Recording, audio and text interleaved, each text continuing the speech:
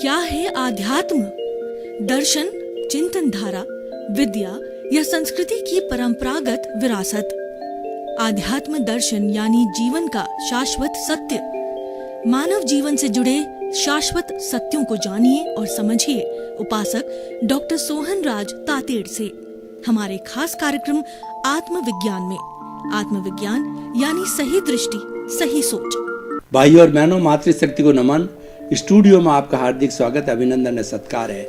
आत्मविज्ञान science of the soul कार्यक्रम के अंतर्गत हम आपको सही दृष्टि, सही सोच, राइट विजन, राइट थिंकिंग के तहत जो आप गलत दिशा में सोच रहे हैं, जो आपकी नेगेटिव थिंकिंग है, उसको सकारात्मक में बदलते हैं। आपको हम कुदरती रचना, कुदरत का कानून बताते हैं, अल्टीमेट ट्रुथ बताते हैं, सार्वभौम सत्य बताते हैं, और आपको हम बताते हैं कि सनातन सत्य क्या है। उसकी प्राप्ति के बाद में आपको सनातन सुख की प्राप्ति होती है, और जब सनातन सुख व्यक्ति को मिल जाता है, अक्षय सुख मिल जाता है, उसको कुछ करना शेष नहीं रहता है। ये सारा कार्य हम अलग अलग एपिसोड्स के माध्यम से करते हैं। तो आज का हमारा बहुत ही सुंदर विषय है कि सांच को आंच नहीं। भाई और बहनों, ऐसा कहा जाता है कि एक झूठ को छिपाने के लिए 100 झूठ बोलने पड़ते हैं, और एक सच्चाई सामने रख दी, हो सकता है उससे हमारे को कष्ट हो, तकलीफ हो, लेकिन हमारा उसका जो एंड बहुत अच्छा होता है, वह हमें शांति देने वाला होता है, आनंद देने वाला होता है। हमारे शरीर में, हमारे भावों में हलचल नहीं रहती। ये बात अलग है कि कुछ हमें सच बोलने से जो है हमें कष्ट प्राप्त हो सकता है, हमें इतनी इजीनेस नहीं रहती है, लेकिन एंड बहुत अच्छा है। और जिस किसी का एंड अच्छा होता है, अंत भला सो भला, जिसका एंड अच्छा होता है उसका सब कुछ अच्छा हो जाना चाहिए। हम इस दुनिया के अंदर हंसते हंसते आते हैं, और जब हम आते हैं तो हमारे माता पिता, हमारे रिलेटिव है, बहुत बड़ा उत्सव मनाते हैं, खुशी महसूस करते हैं।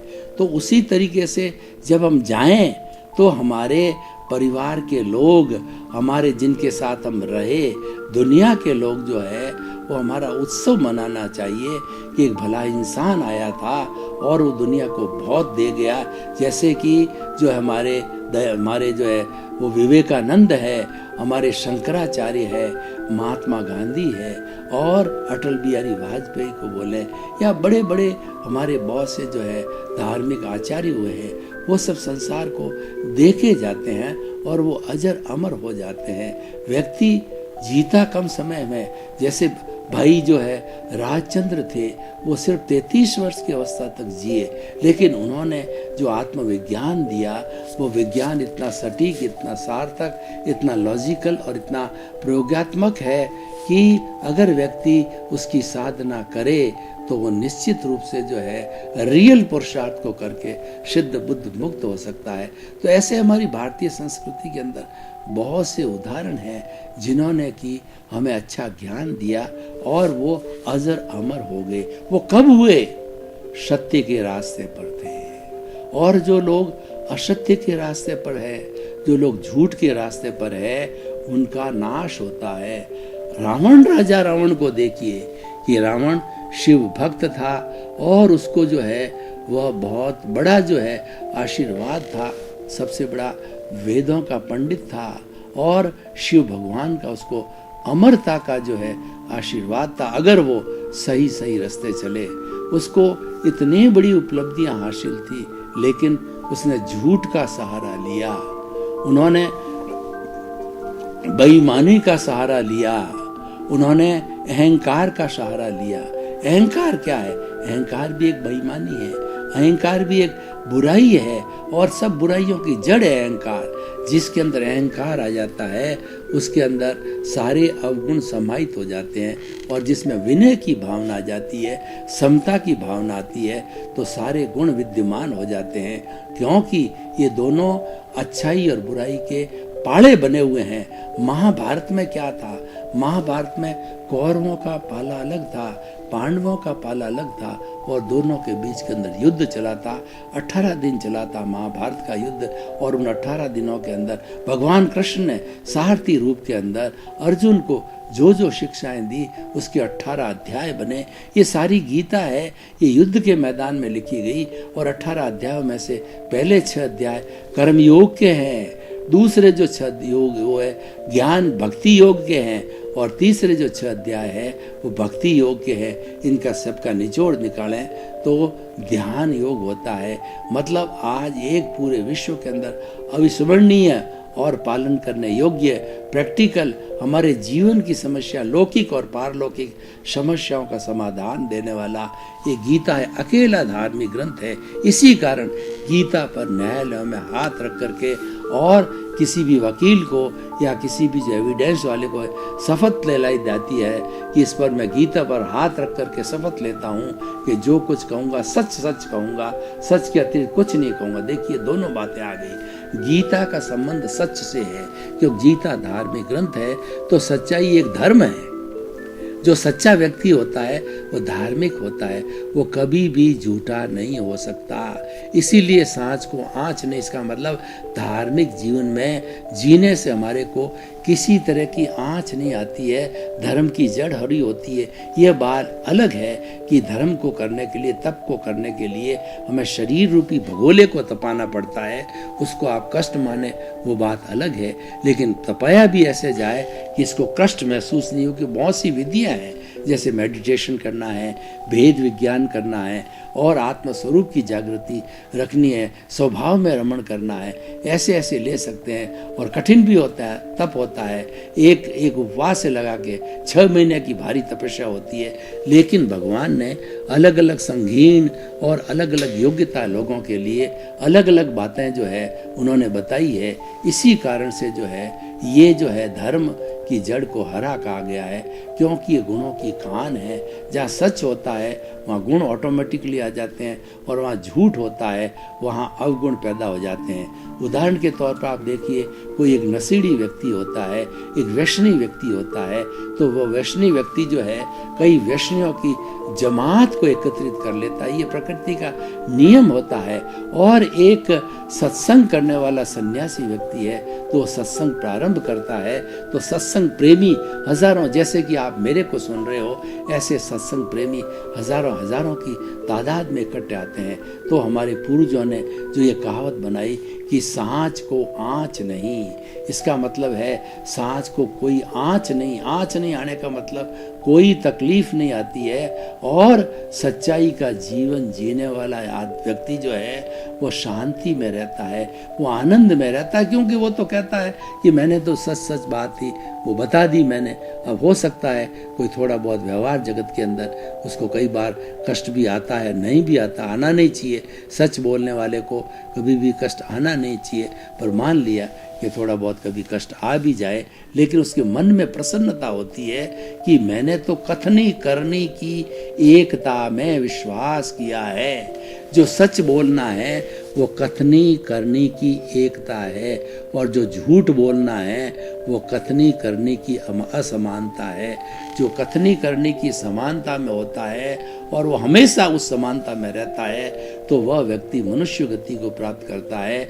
और जो कथनी करने में असमानता रखता है और वह झूठा माप तो झूठ कपट और उसके साथ साथ के अंदर वो जो है अनैतिक कार्य है, या जो है मिलावट के कार्य है, या जितने जितने अपराध के कार्य, धन संपत्ति अर्जन करने के लिए हिंसा के कार्य करता है, तो ऐसा कूट तोल माप करने वाला तिर्यंच पशु पक्षी योनि में जन्म लेता है। तो देखिए सच के अंदर रहते हैं तो हम मनुष्य बनते हैं, क्योंकि सर्वोत्तम जो जीवन होता है नरक गति, तिर्यंच गति, मनुष्य गति और देव गति में सबसे सर्वोत्तम जो जन्म होता है मनुष्य का होता है। हालांकि देवता बहुत रिद्धि सिद्धि वाले होते हैं। देव गति में वह जाता है जिसके पुण्यों का भंडार होता है। वो पुण्य किसी भी अन्य गति में खपाए नहीं जा सकते, भोगे नहीं जा सकते। उनको भोगने के लिए देव गति में जाते हैं, और देव गति के अंदर एक नाटक देखते हैं तो 1000 साल, 2000 साल, 5000 साल, 10,000 साल हमारे इस युग के निकल जाते हैं। और क्योंकि उनके बड़े बड़े भोग, बड़े बड़े ऊंचे भोग होते हैं, उनको उनका क्या पुण्य बहुत भारी होता है। इतना पुण्य, इतना ऐसा पुण्यशाली जीव जो है मनुष्य लोक के अंदर, वो भोग भी नहीं सकता। तो भाई और बहनों, हम इस एपिसोड को जो है, आज हमारा जैसा नियम है कि ओपन टू ऑडियंस करते हैं और आपकी ओपिनियन लेना चाहते हैं कि इसमें क्या सार्थकता है और ये क्या रिलीवेंस है, क्या इसकी वर्तमान में परिप्रेक्ष्य में क्या सामाजिक उपयोगिता है, ये इंसान का कैसे भला कर सकता है और ये मानव मात्र का कैसे भला हो सकता है।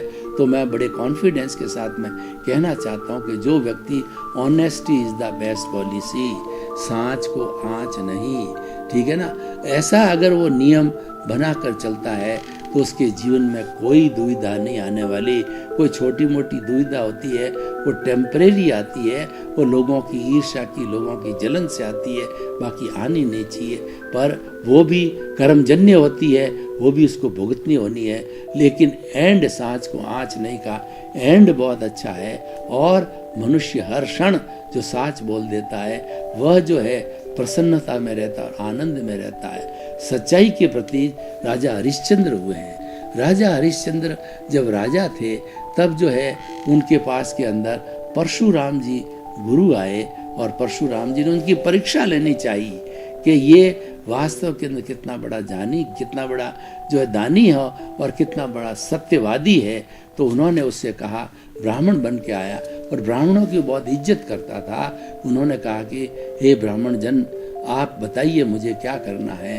तो उसके प्रति श्रद्धा उन्होंने कहा कि तुम संपूर्ण तुम्हारा साम्राज्य मुझे दे दो। और जो राजा हरिश्चंद्र इतने बड़े पहुंचे हुए थे, कोई भी याचक आता था मांग लेता था, उसको खाली हाथ नहीं भेजते थे। तो उनको परशुराम जी को पूरा साम्राज्य दे दिया। साम्राज्य देने के बाद में उनको उनकी रानी तारा को है 12 साल का जो है वो वनवास भोगना पड़ा।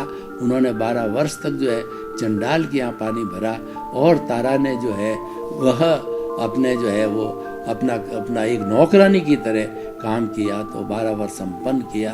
और उसके बीच में घटना आती है कि उनका एक छोटा बेटा था तारा का। तो छोटा बेटा जो है वो मर गया। अब तारा जो है वह शमशान के अंदर जाती है तो उसके पास में कफन नहीं था। और वहाँ पर जो है चंडाल के यहाँ नौकरी करने वाले जो है वो हरिश्चंद्र को ड्यूटी थी शमशान के अंदर कफन लेने की। एक दूसरे को पहचान नहीं पाए, शरीर ढका हुआ जैसे भी हो। तो उन्होंने जो है तारा को बोला कि आप जो है इसका अपने बेटे को जलाने के लिए, गाड़ने के लिए अपना कफन दीजिए। उसने कहा मेरे पास कफन है ही नहीं है। तो उनका बिना कफन के जो है मैं इसकी जो है वो यहाँ पर गाड़ने की इजाज़त नहीं दे सकता, जलाने की इजाज़त नहीं दे सकता। तो अपनी साड़ी फाड़ करके कफन दिया। तो इस तरीके से 12 वर्ष तक उन्होंने जो कुछ भी कष्ट सहे, लेकिन उनकी परीक्षा पूरी हुई और उनको संपूर्ण साम्राज्य वापस मिला। और आज दुनिया के अंदर अगर कोई भी सत्यवादी का उदाहरण है तो जैसे कि हम जो है गणेश जी की कोई मांगलिक कार्यक्रम में पहले पूजा का उनको जो है वो वरदान है। तो राजा हरिश्चंद्र को भी वरदान है कि कोई भी पराकाष्ठा वाला पूर्ण रूपेण सत्यवादी होगा तो उसको राजा हरिश्चंद्र का जो खिताब मिलेगा, क्योंकि उन्होंने इतने कष्ट सह करके सत्य की आराधना की। इसीलिए भाई और बहनों, हमें अगर हम सत्य की आराधना करते हैं, हम साँच एक जो है सत्य रूपी जो देवी है उसकी हम आराधना करते हैं तो हमारे जीवन में कोई तकलीफ नहीं आ सकती है।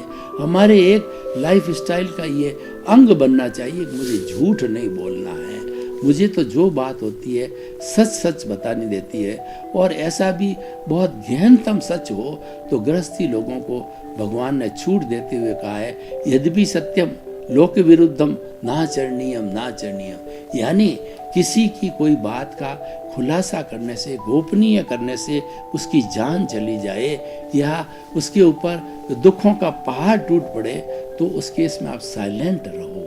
आप साइलेंट रहोगे तो आपकी जो एविडेंस जो है वह नहीं जाएगी और उसकी ये स्थिति नहीं हो सकती। तो भाई और बहनों, हम ये बताना चाहते हैं कि सांच को आँच नहीं, एक मूल्य है, हमारी भारतीय संस्कृति का मूल्य है ये हमारी लाइफ स्टाइल है और ये हमें जन्म से ही मिलनी चाहिए। साथ सत्य बोलने का जो है हमको बचपन से ही, माँ होती है वो बच्चे की सबसे बड़ी पाठशाला होती है।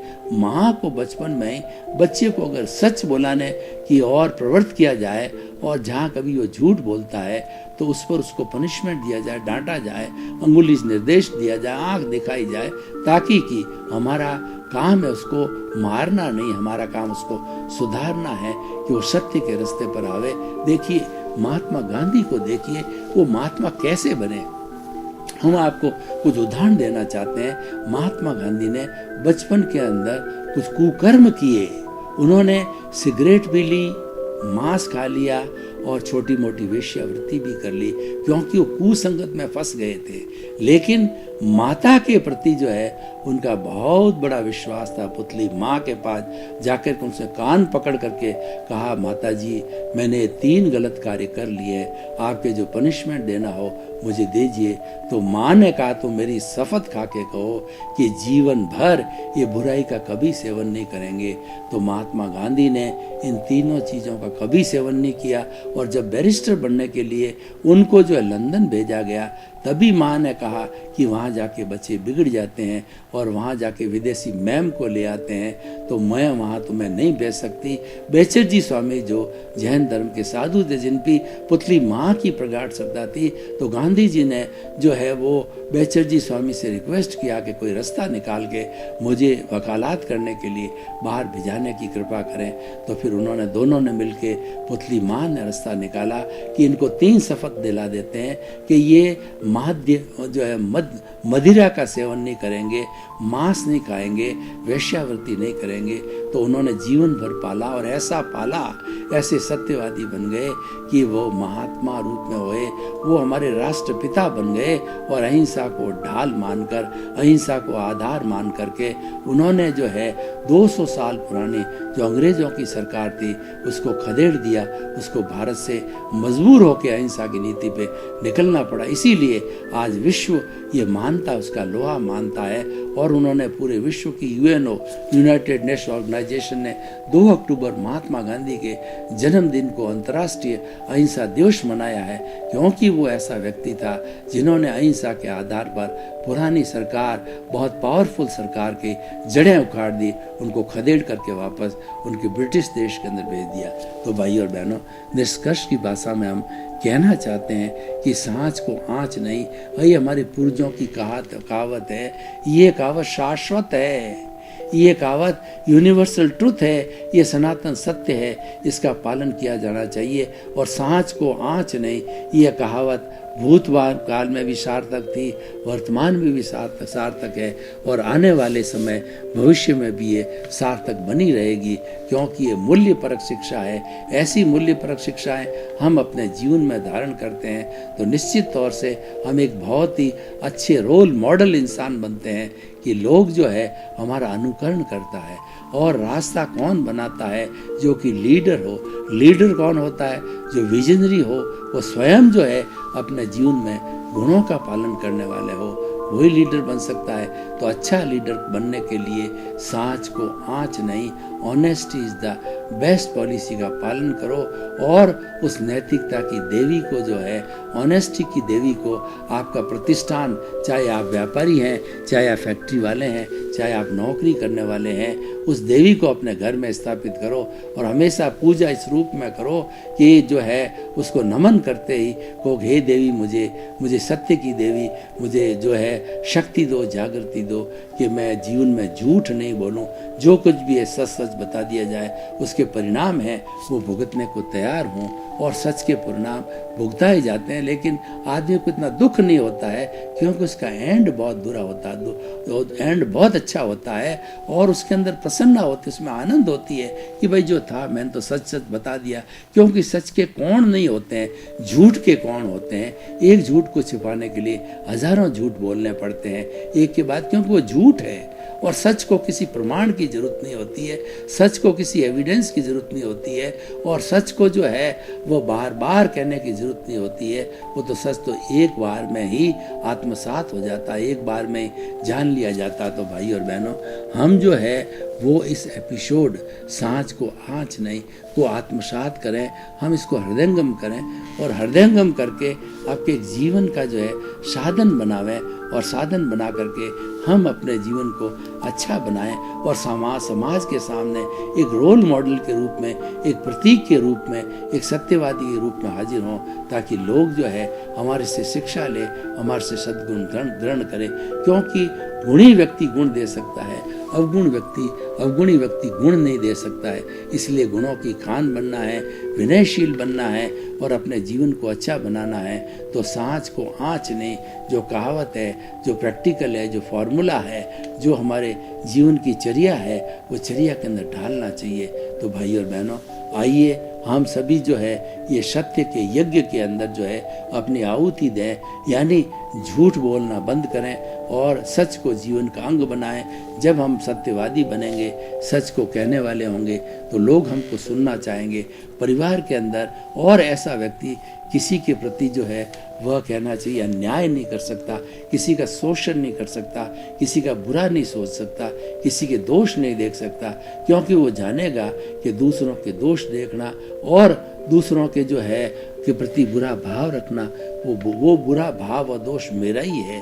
तो वो झूठ को जो है एक दोष के रूप में स्वीकार करेगा, वो उसको कभी भी जो है जीवन में ढालना नहीं चाहेगा, क्योंकि ये सत्य की प्रकृति का जो है वह एक सत्य की एक रोल मॉडल है। तो आइए भाई और बहनों, हम जो सांच को आँच नहीं जो है इस सिद्धांत को अपना करके अपने जीवन को धन्य बनावें। हमारा जीवन धन्य होगा और हमारे परिवार में रहने वाले हमको देख देख के सत्यवादी बनेंगे और हम समाज में जहाँ कहीं किसी से जुड़ेंगे तो वो भी हमको देख देख करके जो है अच्छे सत्य की ओर जाएंगे।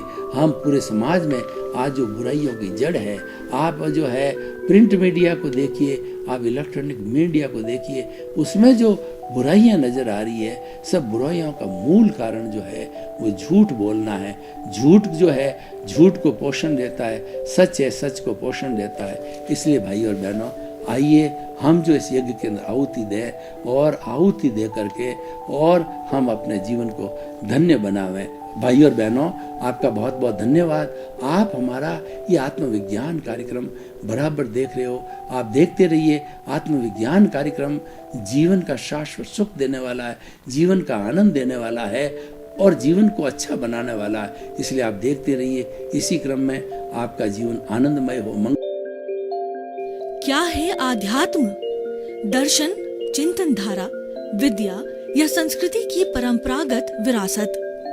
आध्यात्म दर्शन यानी जीवन का शाश्वत सत्य। मानव जीवन से जुड़े शाश्वत सत्यों को जानिए और समझिए उपासक डॉक्टर सोहन राज तातेड़ से हमारे खास कार्यक्रम आत्मविज्ञान में। आत्मविज्ञान यानी सही दृष्टि, सही सोच।